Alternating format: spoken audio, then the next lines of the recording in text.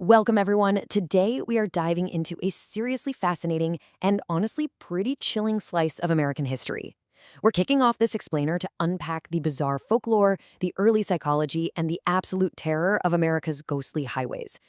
From the very second the first cars hit those old dirt roads, they brought this massive wave of paranoia with them, which eventually morphed into these full-blown supernatural legends. So buckle up because we are literally taking a ride into the dark today. Just picture this for a second. You're driving, and it is pitch black outside. I mean, no streetlights, zero cell service, and absolutely no one around for miles.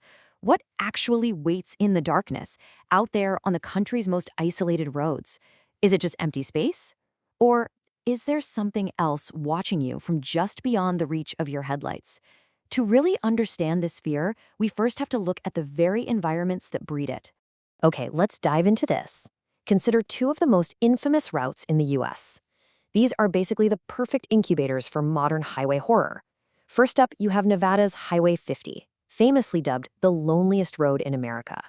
We're talking incredibly desolate stretches with absolutely no gas stations or services between these tiny, distant towns. And it's just steeped in history. You've got the Jackson House Hotel in Eureka, built back in 1877 and widely considered to be haunted, or the Ward charcoal ovens, these massive hive-like structures that literally served as hideouts for ruthless bandits in the 1800s. Then you've got State Route 375. This is officially the extraterrestrial highway, cutting right through the deep, empty Nevada desert, right near Area 51. The isolation there is so profound that it became a magnet for the unexplained.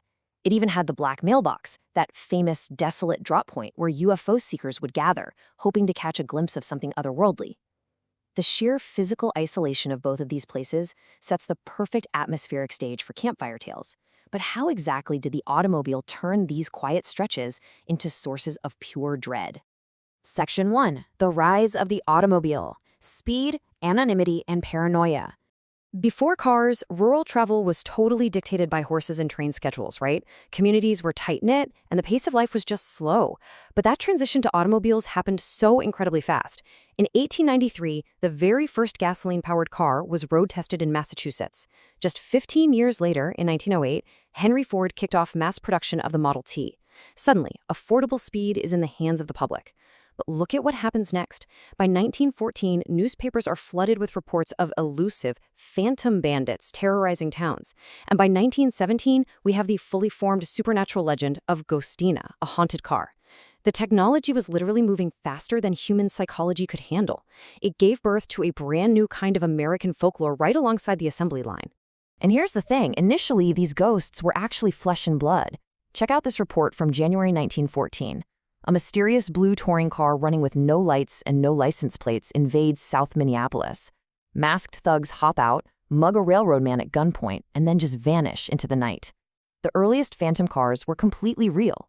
They were just criminals and bootleggers exploiting this new, high-speed technology to escape into the dark. Imagine being a local back then, totally unused to anything moving that fast. Seeing a dark car speeding away with its headlights off, it seemed almost supernatural. It absolutely terrified these communities. Section 2. The Phantom Motorists, Specters of the Open Road.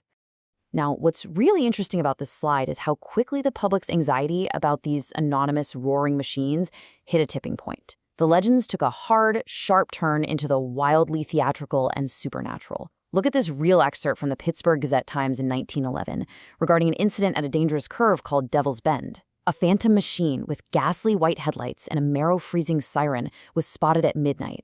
And get this, the paper reported the car was occupied by two skeletons, one of which calmly lit a cigarette before crashing into an oak tree and completely disappearing in a flash of flame. Oh, and they even claimed to have found the cigarette afterward. It's such an absurd yet utterly terrifying image, but it perfectly captures how old-world ghost stories quickly adapted to new-age machinery. And sightings like this were popping up everywhere. Here we have a genuinely chilling first-hand account from a California rancher named Bob Hill back in 1928. He was driving down a lonely highway at midnight when the outline of a car just materialized right in front of him. He described it as giving off a soft, strange, iridescent light, as though it had been coated with phosphorus. So naturally, he jams on his brakes, completely bracing for a fatal head-on collision, only to realize the road was completely empty. There was no other automobile present. Hearing this from a practical, grounded rancher really brings the lore to life. It wasn't just newspapers trying to sell copies. People were genuinely experiencing this deep, sensory paranoia out on those isolated roads. Section 3, The Legend of Ghostina, the Haunted Car of 1917. Now, this supposedly possessed brown automobile wasn't out speeding down some desert highway. Nope, it was parked in a garage in Geneva, New York, and it completely shattered the nerves of the local employees. I mean, they were so terrified they absolutely refused to stay in the building overnight with it. According to the legend, at exactly 2 a.m., the parked car's levers would move, the throttle would quiver, and the whole vehicle would violently vibrate like it was doing 60 miles per hour down the interstate. Onlookers reported seeing a large man in a heavy coat and a vapory white female form suddenly materialize in the front seats. Then, with a loud swishing sound, the entire car would abruptly jolt 20 feet forward, completely on its own. This spectacle was so intense that witnesses in the crowd literally fainted on the spot. It drew such massive crowds of curiosity seekers at all hours that it even required official police protection just to control the onlookers. So the crucial point is, what was actually happening here? Let's compare the myth to the reality. The myth, obviously, was supernatural possession. But the reality? Well, skeptical investigators eventually figured out that Ghostina was just the work of a very dedicated prankster. They found an electrical wire hooked up to the car and a hole in the garage wall where someone was literally poking the rusty car with a pipe to make it wriggle and groan. Yes, they caught a human prankster physically shaking the car, but the investigators could never logically explain the vapory ghosts that hundreds of independent people swore they saw sitting in those front seats. The sheer power of suggestion and environmental dread just completely took over their senses. Section 4, Anatomy of Highway Horror. Deconstructing the scare. So how is it that over a century later, this specific brand of dread still gets to us? Well, modern filmmakers actually tap into these exact same highway horrors to keep the psychology of the phantom car alive today. Visually, they use harsh spotlights and flashlight beams in pitch-black environments. Think about it, when a solitary beam of light cuts through absolute darkness, it severely distorts faces and it creates these heavy, unpredictable shadows. It mimics exactly what it felt like to rely on primitive car headlights on an unlit road. And on the audio side, sound designers layer subtle ambient creaks, howling wind, and whispers. They'll even slip in unsettling stuff like reverse piano sounds, placing them underneath sudden booming sound effects. It perfectly mimics the sensory deprivation of the open road, where the low hum of your engine makes every single weird noise outside feel like a mortal threat. And this brilliantly illustrates the psychological recipe that makes phantom cars so universally and enduringly terrifying.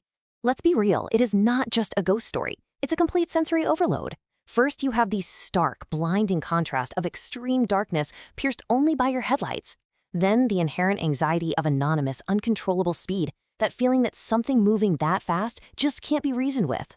Add in deep physical isolation, like we saw on Highway 50 and Route 375, where help is literally hours away.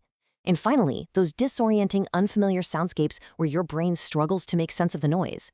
You put all of that together in the dark, your mind will readily conjure up a monster or a ghost just to explain the sheer dread you're feeling. Car technology has obviously evolved massively since the 1910s, but you know what hasn't changed? Our human brains, and our deep-seated primal fear of the dark. Which brings me to the modern legend of the Whispering House on Blackwood Road. The story goes that around 1 a.m. on a rainy night in Oregon, a driver named Ethan broke down on a totally desolate stretch of road, surrounded by dense forest. Looking for a phone, he spots this old abandoned house with a faint yellow light in the window. As he walks up, the door just opens on its own. Inside, it's dead silent, but he sees a family portrait on the wall, and the boy standing in the back of the picture looks exactly like Ethan. Suddenly, a child's voice from upstairs whispers, "You're finally back." Ethan starts backing away, terrified. Right then, his phone screen lights up on its own with a text that just says, "Don't look up." Someone whispers his name from right behind him, and all the lights go out. The next morning, police found his car on Blackwood Road. His phone was inside, but Ethan was never seen again. And the absolute most terrifying part? The police had zero record of that old house ever existing. It was like it was never even there. So, the next time you find yourself driving down a lonely, pitch-black stretch of road late at night, and a pair of headlights suddenly appears, are you absolutely sure you're alone? Thank you for joining me for this explainer. Stay safe out there on the roads, and definitely keep your eyes peeled.